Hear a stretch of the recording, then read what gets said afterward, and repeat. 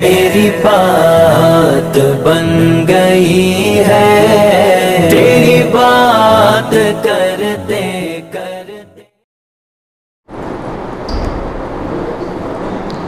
آج آپ کے سامنے قرآن مجید کے 7ویں پارے کے اہم مضامین کا خلاصہ بیان کیا جائے گا۔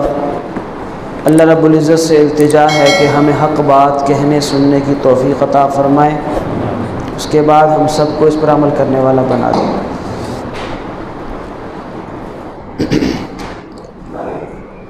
7ویں پارے کے آغاز میں جو مضمون بیان کیا جا رہا ہے، اس کا تعلق دراصل 6 پارے کا جو اختتام تھا اس کے ساتھ ہے۔ 6 پارے کے اختتام پر ایک موضوع بیان کیا گیا تھا، جس کے اندر اللہ رب العزت نے یہ بات ارشاد فرمائی تھی کہ ایمان والوں کے بدترین دشمن، اہل ایمان کے بدترین دشمن 2 ہیں۔ ایک تو فرمایا کہ الیہود، نمبر 2 والذین اشرکوا۔ آیت یوں ہے لَتَجِدَنَّ أَشَدَّ النَّاسِ عَدَاوَةً لِلَّذِينَ آمَنُوا الْيَهُودَ وَالَّذِينَ أَشْرَكُوا، کہ آپ ضرور دیکھیں گے، پائیں گے کہ دشمنی کے اعتبار سے جو زیادہ شدت میں ہیں ایمان والوں کے ساتھ وہ یہود ہیں، اور نمبر 2 وہ لوگ ہیں جو شرک کرنے والے ہیں۔ اور تیسرے درجے میں اللہ تعالیٰ نے دشمنی کے اعتبار سے جس گروہ کا ذکر فرمایا ہے وہ ہے نصارہ، عیسائی۔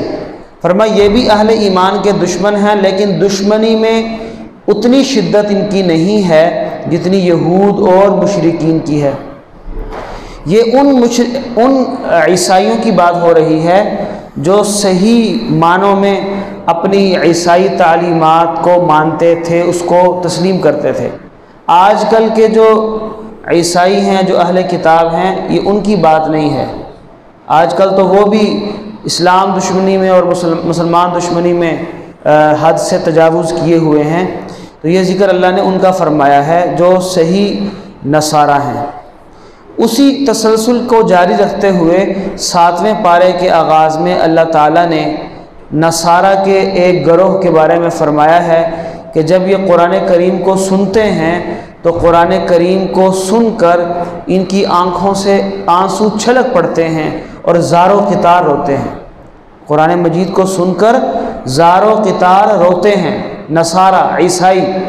یہ ان عیسائیوں کی بات ہو رہی ہے جو حبشہ سے تعلق رکھتے تھے۔ آپ جانتے ہیں کہ مسلمانوں نے پہلی ہجرت مدینہ منورہ سے پہلی ہجرت حبشہ کی طرف کی تھی۔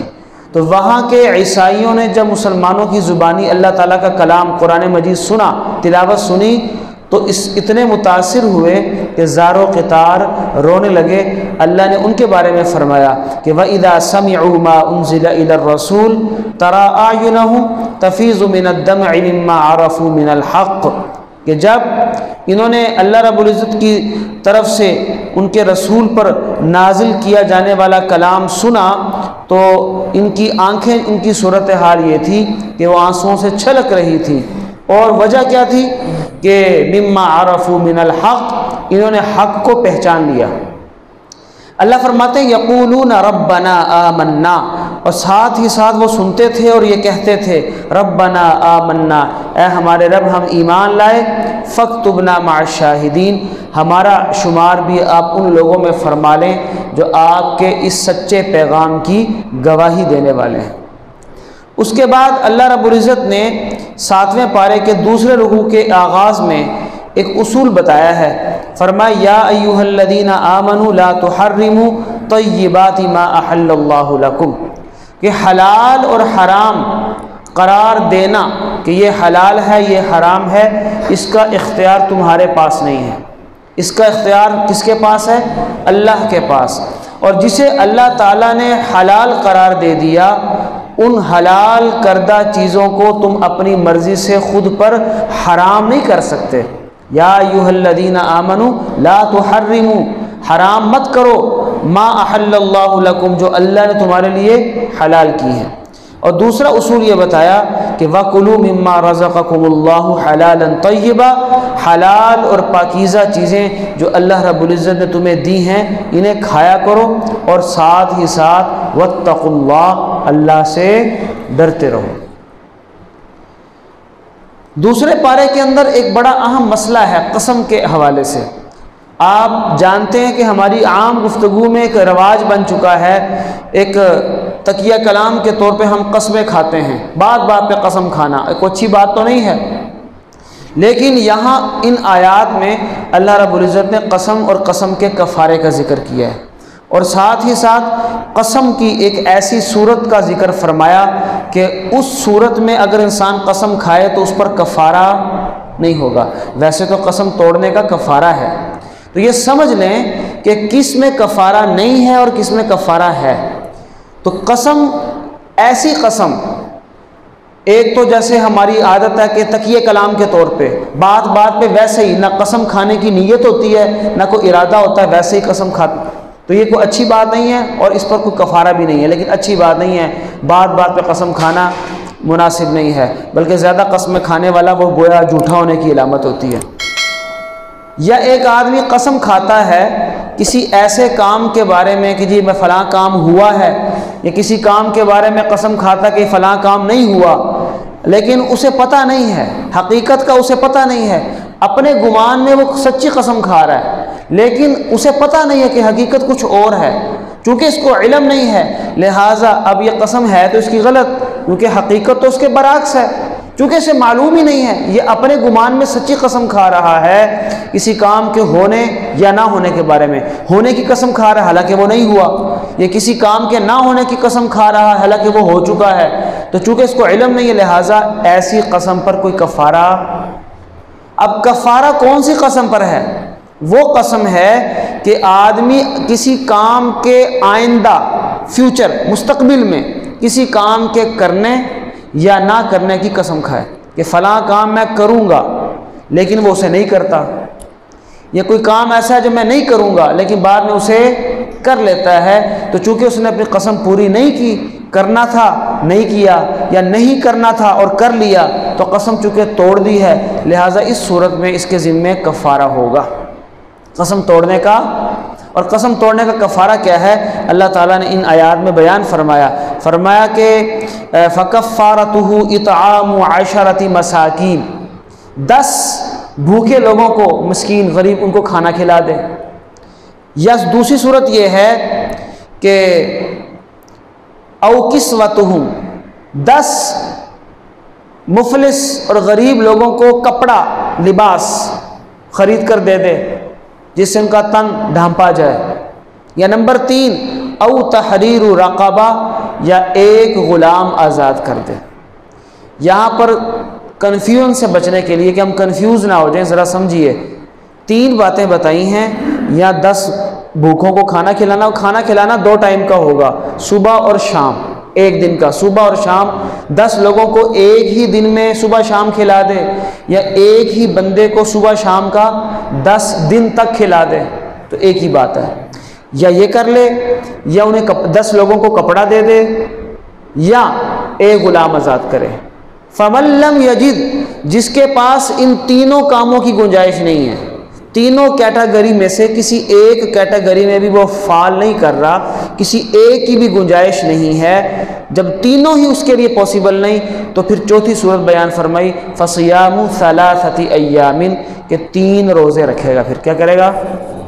اب یہاں پہ کچھ لوگ پتہ کرتے ہیں آغاز ہی کہاں سے کرتے ہیں، 3 روزے رکھ لیتے ہیں، تو یاد رکھیں 3 روزوں کی اجازت تب ہے جب پہلی 3 صورتوں میں سے کوئی ایک اس کے لیے پاسبل نہ ہو۔ غلام آزاد کرنے والی صورت تو آج کل ہے نہیں ہے، تو پریکٹیکلی 2 بچیں گی، یا کھانا کھلانا یا کپڑا لے کر دینا۔ اب بہت ہی غریب ہے کہ خود اپنے کپڑے خریدنے کے لیے اس کے پاس نہیں ہے، تو کسی اور کو کپڑے کیسے خرید کر دے گا؟ تو پھر 3 روزے رکھ لے۔ تو یہ اللہ تعالیٰ نے بیان فرمایا ہے۔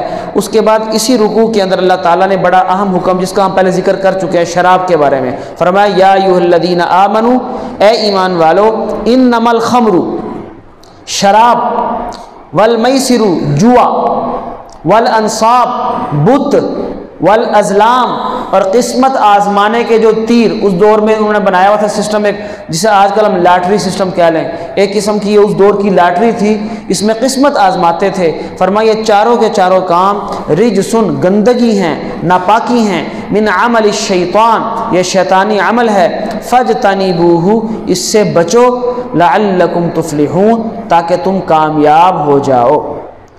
پھر اللہ رب العزت نے تیسرے رکوع کے اندر جو بات ارشاد فرمائی ہے، مختلف احکامات ہیں۔ اصل میں آپ کو میں نے بتایا تھا کہ سورہ مائدہ مدنی صورت ہے، تو مکی اور مدنی صورتوں میں یہ فرق ہے کہ مکی صورتوں میں عام طور پر توحید، رسالت، آخرت، عقائد کا بیان ہوتا ہے، اور جو مدنی صورتیں ہیں ان میں عام طور پہ احکامات کا ذکر ہوتا ہے، شریعت کے احکام تفصیل کے ساتھ یا اختصار کے ساتھ، جیسے بھی ہوں، لیکن ان میں شریعت کے احکام ہوتے ہیں۔ تو چونکہ سورہ مائدہ بھی مدنی صورت ہے تو مختلف احکامات ہیں، ان احکامات میں سے اللہ رب العزت نے جو ایک حکم ارشاد فرمایا وہ یہ ہے کہ جب انسان نے احرام باندھا ہوا ہو، حالت احرام میں، اللہ رب العزت وہ وقت لائے کہ ہم سبھی احرام باندھیں، اور احرام باندھ کر اللہ تعالیٰ اپنے گھر بلائے ہمیں، تو احرام کی حالت میں شکار کرنا جائز ہے یا نہیں؟ اس دور میں چونکہ کھانے پینے کے لیے شکار ہی کیا جاتا تھا عام طور پہ، تو فرمایا احل لکم صید البحر، ہاں سمندر کا شکار تمہارے لیے حالت احرام میں حلال ہے، جائز ہے، اور وحرم علیکم صید البر، خشکی کے جانوروں کا شکار تمہارے لیے حرام ہے۔ یہ حکم ارشاد فرمایا ہے، اور اس کے بعد ایک اللہ تعالیٰ نے اصول بیان فرمایا۔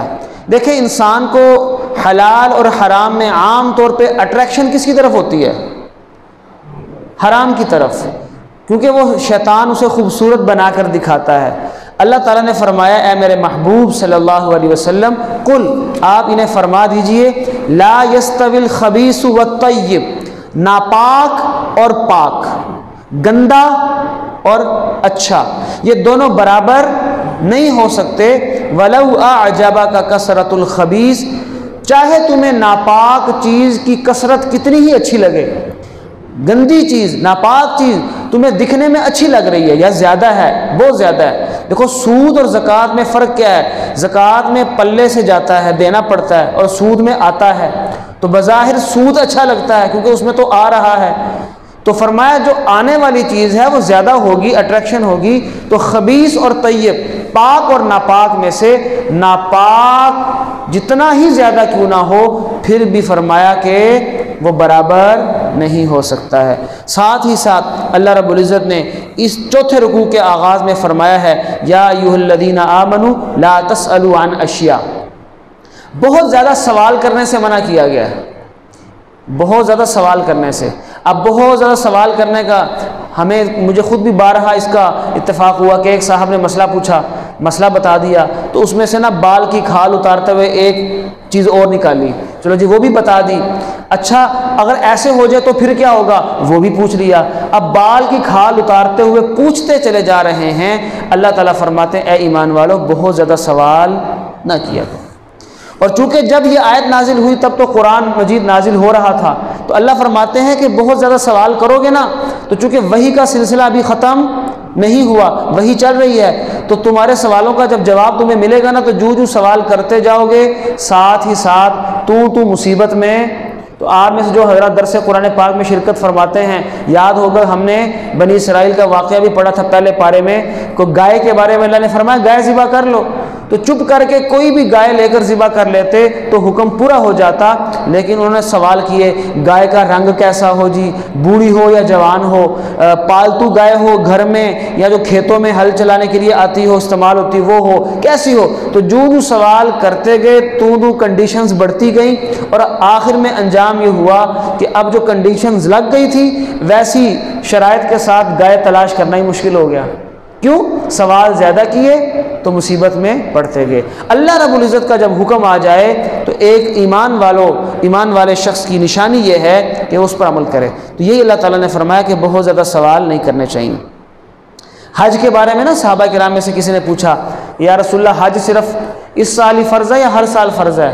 تو حضور پاک علیہ السلام نے فرمایا اگر میں کہہ دوں کہ ہر سال فرض ہے تو تمہیں ہر سال حج کرنا پڑے گا، تو زیادہ سوال نہیں کرنے چاہیے۔ اسی طرح اللہ رب العزت نے مشرکین نے نا خود ساختہ جانور بنائے ہوئے تھے. قرآن مجید نے چاروں کا نام ذکر کیا ہے. بحیرہ، صائبہ، وسیلہ اور حام، 4 جانوروں کے نام تھے. یہ سورہ مائدہ کی آیت نمبر 103. یہ جانور کیا تھے؟ حلال جانور تھے. حلال جانور تھے. انہوں نے نا اپنی کنڈیشن لگا کے اپنے اوپر کیا کیے ہوئے تھے؟ حرام کیے ہوئے تھے. اللہ فرماتے ہیں اس کا اللہ رب العزت کے حکم سے کوئی تعلق نہیں ہے. وَلَٰكِنَّ الَّذِينَ كَفَرُوا يَفْتَرُونَ عَلَى اللَّهِ الْكَذِبَ. یہ کافروں نے جھوٹ گھڑا ہے اللہ کی ذات پر. جو حلال اللہ نے کر دیا اسے حرام قرار دینے کی کوئی ضرورت نہیں ہے. آج کل بھی اس قسم کے لوگ ہیں کہ خواہ مخواہی کو منت مان لی کہ فلاں چیز حرام ہے، فلاں حرام ہے، فلاں حرام ہے. ایک کسی چیز کا طبیعت میں موافق نہ آنا، استعمال کرنے سے تھوڑی طبیعت میں بیزاری پیدا ہوتی ہے، وہ تو ایک الگ چیز ہے. لیکن ایک ہے کہ اس چیز کو خود پر حرام ہی کر دینا کہ جناب یہ مجھ پر حرام ہو گئی ہے، اللہ تعالیٰ نے اس سے منع فرمایا ہے. اس کے بعد اللہ رب العزت نے ایک حکم ارشاد فرمایا کہ ایک آدمی اگر دیکھتا ہے کہ اس کے موت کے آثار ہیں، موت کے آثار نزدیک ہیں، تو اسے چاہیے کہ وہ اپنی وصیت لکھوا دے. اور اگر آس پاس کوئی موجود ہو تو جو وصیت لکھوائی ہے اس پر 2 گواہ بھی مقرر کر لے، تاکہ کل کو اگر وصیت میں کوئی گڑبڑ ہو جائے، کوئی مسئلہ، کوئی نزاع اور جھگڑا پیدا ہو جائے، تو چونکہ 2 گواہ بھی مقرر کر رکھے ہیں تو اس کا فائدہ یہ ہوگا ان گواہوں کی وجہ سے جو ہے نا وہ جھگڑا پیدا ہونے سے رک جائے گا. یہ حکم ارشاد فرمایا یا ایھا الذین آمنوا شہادۃ بینکم اذا حضر احدکم الموت. یہ آیت نمبر 106 سورہ مائدہ کی.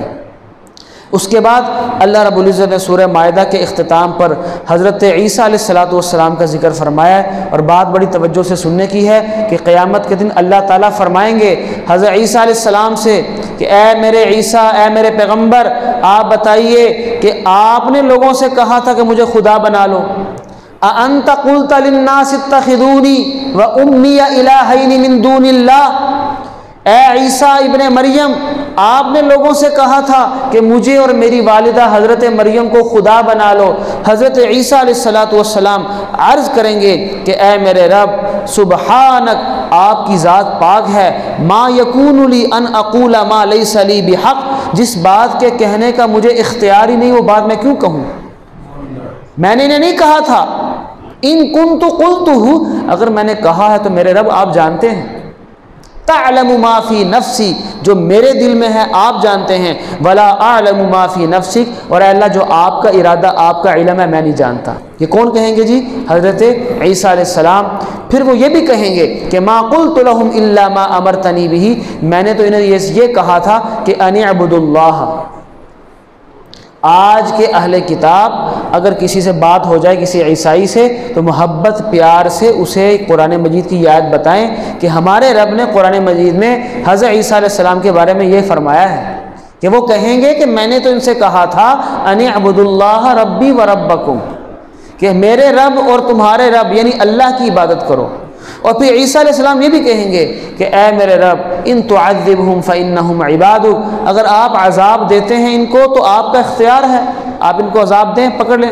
اور وان تغفر لہم، اور اگر آپ ان کی گناہ، ان کی غلطی کو معاف کر دیں تو آپ کو کوئی پوچھنے والا نہیں ہے. لیکن یاد رکھیے قرآن مجید کے دوسرے مقام پہ ہم بیان کر چکے ہیں کہ اللہ تعالیٰ فرماتے ہیں میں شرک معاف نہیں کروں گا. آگے جی صورت ہے سورہ انعام.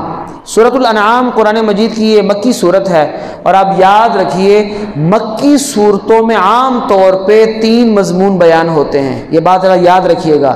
توحید کا ذکر ہوتا ہے، رسالت کا ذکر ہوتا ہے، آخرت کا ذکر ہوتا ہے، اور ان سے ریلیٹڈ، ان سے متعلقہ جو دلائل ہوتے ہیں ان دلائل کا ذکر کیا جاتا ہے. اور یہی وجہ ہے کہ سورہ انعام کے شروع میں اللہ تعالیٰ فرماتے ہیں الحمدللہ الذی خلق السماوات والارض وجعل الظلمات والنور. تمام تعریفیں اس اللہ کے لیے ہیں خلق السماوات والارض، جس نے آسمانوں کو بھی بنایا اور زمین کو بھی بنایا. آسمان اتنی بڑی چھت بغیر ستونوں کے اللہ فرماتے ہیں میں نے قائم کر دی ہے یہ دیکھیں یہ چھوٹی سی چھت ہے اور درمیان میں جو ہے چاروں طرف دیکھ رہے ہیں کہ سہارا سپورٹ ہے. اگر یہ سہارا نہ ہو تو چھت قائم نہیں کی جا سکتی. اللہ فرماتے ہیں یہ آسمان اور زمین میں نے، آسمان بغیر ستون کے اور زمینوں کو کیسے میں نے بچھا دیا، یہ کون کرنے والا ہے؟ اللہ. اور ایک بات اور سمجھیے، اللہ تعالیٰ نے توحید کے جو دلائل ہیں نا، اپنی قدرت کے دلائل، دو طرح کے ذکر فرمائے ہیں سورہ انعام کے اندر. ایک دلیل، جب انسان کوئی بات کرتا ہے نا تو اس کی دلیل پیش کرتا ہے. تو اللہ رب العزت نے اپنی توحید کے دلائل دینے کے لیے پہلا طریقہ اختیار فرمایا ہے تقریر کا. کون سا طریقہ جی؟ تقریر، کسی چیز کو بیان کرنا. اور ایک طریقہ ہوتا ہے تلقین، کسی کو سکھانا. تقریر کا مطلب یہ ہے کہ اللہ تعالیٰ نے بتایا کہ میں نے یہ بنایا ہے، میں نے یہ بنایا. جیسے کہ پہلی آیت میں نے ابھی آپ کو بتائی، اللہ فرماتے ہیں تمام تعریفیں اس اللہ کے لیے ہیں جس نے آسمانوں اور زمینوں کو بنایا ہے. یہ کون سا طریقہ ہے دلیل بیان کرنے کا؟ تقریر والا طریقہ. اور ایک طریقہ ہے تلقین والا. اللہ تعالیٰ نے اپنے پیغمبروں سے فرمایا کہ تم ان سے پوچھو اے میرے پیغمبروں. مثال کے طور پہ اللہ رب العزت فرماتے ہیں آیت نمبر 12، قل، اے میرے محبوب آپ ان سے کہیں، لمن ما فی السماوات والارض، یہ بتاؤ زمین اور آسمان میں بادشاہت کس کی ہے؟ ذرا بتاؤ نا ذرا. اے میرے محبوب آپ ان سے پوچھیں کہ تم بتاؤ آسمان زمین میں بادشاہت کس کی ہے. کہیں فرمایا کہ قل، آپ ان سے پوچھیں، کہیں ان کو، ای شیء اکبر شہادہ، زمین و آسمان میں اللہ کی قدرت کی سب سے بڑی گواہی کیا ہے؟ کون سی ہے؟ بتاؤ نا ذرا.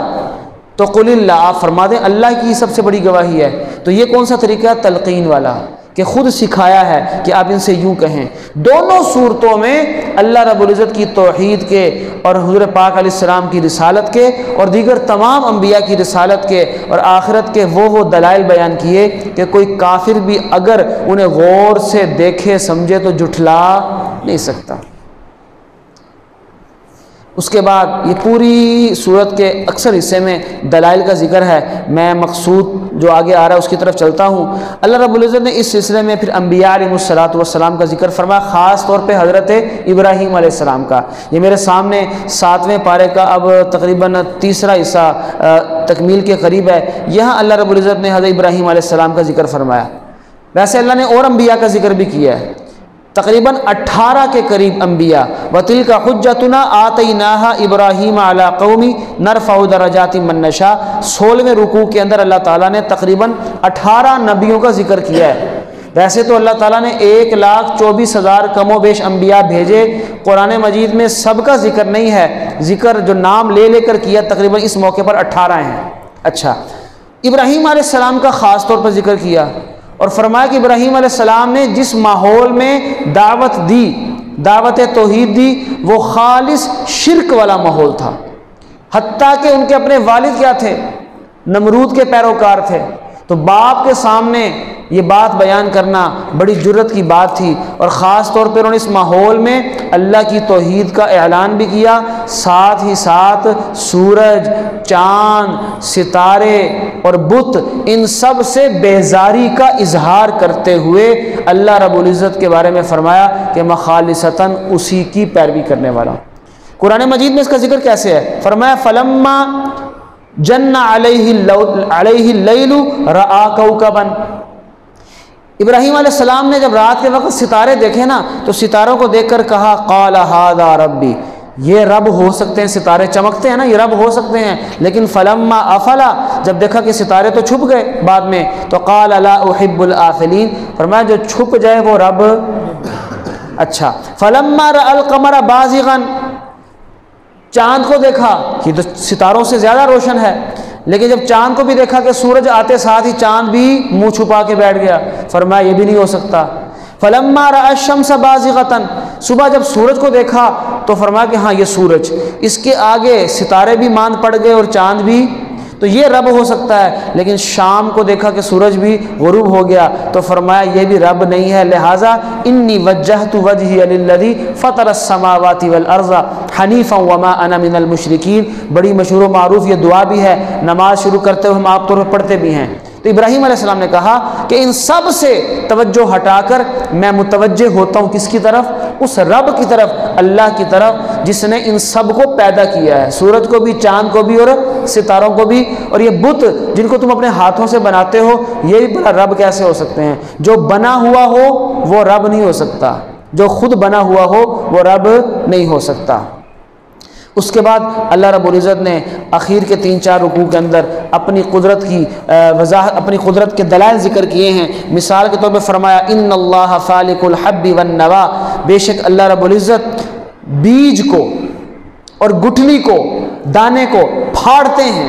زمین میں ڈالا سخت، لیکن زمین میں جا کے نرم ہوتا ہے، پھٹ جاتا ہے، اسے کونپل نکلتی ہے۔ فرمایا اللہ کرتے ہیں۔ یخرج الحی من المیت، مردہ سے زندہ، زندے کو مردہ سے اور مردے کو زندہ سے نکالتے ہیں۔ مرغی زندہ ہے، اس سے جو انڈا نکلا وہ بظاہر مردہ ہے، ہم کھا جاتے ہیں، اور اسی مردہ انڈے سے اللہ رب العزت 21 دنوں کے بعد زندہ چوزا بھی نکال دیتے ہیں۔ فرمایا یہ زندہ سے، زمین بظاہر مردہ ہے مگر اس سے پودے نکلتے ہیں، وہ زندہ ہیں۔ سائنٹیفک لینگویج میں پودے بھی لیونگ تھنگز، زندہ چیزوں میں شمار ہوتے ہیں۔ اللہ فرماتا ہے یہ کون کرتا ہے؟ میں کر رہا ہوں۔ اچھا، ان کی عادت پتہ کیا تھی؟ جب اللہ رب العزت کی قدرت کے دلائل بیان کیے جاتے تھے تو یہ پتہ کیا کرتے تھے؟ یہ کہتے تھے یہ والے نہیں، ہماری مرضی کے دلائل دو۔ یہ معجزات مانگتے تھے اپنی مرضی کے۔ اللہ فرماتے ہیں جس نے نہیں ماننا اس نے اتنا کچھ مانگ کے بھی نہیں ماننا، اور جس نے ماننا ہے وہ اتنا کچھ دیکھے گا نا جب، تو بغیر کسی معجزے کے ان چیزوں میں اس کو اللہ کی قدرت کی نشانی۔ مثال کے طور پہ اللہ تعالیٰ نے ذکر فرمایا کہ دیکھو یہ زیتون، والرمان، انار، اور اسی طرح انزل من السماء ماء، آسمان سے پانی اتارا، فاخرجنا به نبات كل شيء، کونپلیں نکالی، فاخرجنا منه خضرا، ان کونپلوں سے ہم نے سبزیاں نکالی، نخرج منه حبا متراکبا، اور ان سے تہ بتا ہم نے دانے نکالے۔ اتنا کچھ ہم نے تمہیں دیا۔ ومن النخل، کھجور سے ہم نے خوشوں پہ کیسے ترتیب وار کھجوریں لگا دی، اتنا کچھ ہم نے جو ہے لگایا اور دکھایا ہے تمہیں۔ انظروا الی ثمرہ، جب ان کا پھل نکلتا ہے تو پہلے پھول ہوتا ہے، پھر پھول جھڑ جاتا ہے، نیچے سے پھل پیدا ہوتا ہے، پھر پھل پہلے کچا ہوتا ہے، پھر وہ ترتیب کے ساتھ لمحہ بلمحہ اور دن بدن وہ بڑھوتری ہوتے ہوئے کیا ہو جاتا ہے؟ پک کر تیار ہو جاتا ہے۔ ابھی آم کے درختوں پہ بور آئے ہوئے ہیں تو وہ چھوٹی چھوٹی انبیاں سی لگی ہوئی ہیں، یہی ایک چھوٹا سا جو بالکل بظاہر جسے ہم چھوٹے سے سائز میں دیکھتے ہیں، اللہ تعالیٰ رب اسی کو کیا بنا دیں گے؟ بہت بڑا پھل بنا دیں گے۔ ابھی اس میں کھٹاس ہے، بعد میں اس میں مٹھاس پیدا ہو جائے گی۔ تو فرمائے اللہ رب العزت کی پیدا کردہ ان چیزوں میں غور اگر کرو نا تو اللہ کی قدرت کی بے شمار نشانیاں موجود ہیں۔ اسی پر آج اکتفا کرتے ہیں۔ یہ چند اہم مضامین تھے 7ویں پارے کے، ویسے تو بہت زیادہ ہیں۔ ہاں ایک بات بتانا ضروری سمجھتا ہوں، آیت نمبر 108، سورۃ الانعام کی آیت نمبر 108، فرمایا وَلَا تَسُبُّوا الَّذِينَ يَدْعُونَ مِن دُونِ اللَّهِ، یہ جو اللہ کو چھوڑ کر اور خداؤں کو پکارتے ہیں نا، تو ان کے خداؤں کو برا بھلا مت کہا کرو، ان کے جھوٹے خداؤں کو گالیاں مت نکالو۔ وجہ سنے ذرا، فرمایا تم تو برا بھلا کہہ رہے ہو ان کے جھوٹے خداؤں کو، لیکن ان کی زبانیں جب گز گز کی لمبی ہو جائیں گی نا بدلے میں، تو تم ان کے جھوٹے خداؤں کو برا بھلا کہہ رہے ہو، بدلے میں یہ تمہارے سچے خدا کو برا کہیں گے۔ فَيَسُبُّ اللَّهَ عَدْوًا بِغَيْرِ عِلْمٍ، تو یاد رکھیے کسی بھی باطل عقیدے والا شخص اگر ہم چاہتے ہیں کہ وہ اس عقیدے کو چھوڑ دے تو محبت پیار سے سمجھانے والا طریقہ، ڈائیلاگ کا طریقہ ہونا چاہیے۔ گالم گلوچ، برا بلا اور اس قسم کی حرکتیں جو ہے نا، الٹا ہمارا ایز اے مسلم، بطور مسلمان بھی امیج خراب کریں گی، اور ساتھ ہی ساتھ اللہ رب العزت کے اس حکم کی خلاف ورزی بھی ہوگی۔ تہذیب کا دامن ہاتھ سے چھوٹنا نہیں چاہیے۔ ہمارے دین نے ہمیں یہ نہیں سکھایا، آپ صلی اللہ علیہ وسلم نے اور تمام انبیاء نے دلائل کے ساتھ بات تو کی ہے۔ ابراہیم علیہ السلام نے کیا کیا تھا؟ سارے بتوں کو توڑ دیا تھا، اور بتوں کو توڑ کے پھر وہ کلہاڑا جو بڑا بت تھا اس کے گلے میں، کندھے پہ لٹکا دیا۔ جب قوم نے آ کر پوچھا کہ یہ کس نے، تو کیا فرمایا تھا کہ نہیں یہ بڑے سے پوچھو، یہ تمہیں بتائے گا۔ اب کتنا زبردست طریقہ سمجھانے کا۔ جواب میں کیا کہا کہ یہ بڑا ہے، اس سے پوچھو کہ بھی کیا ہوا ہے۔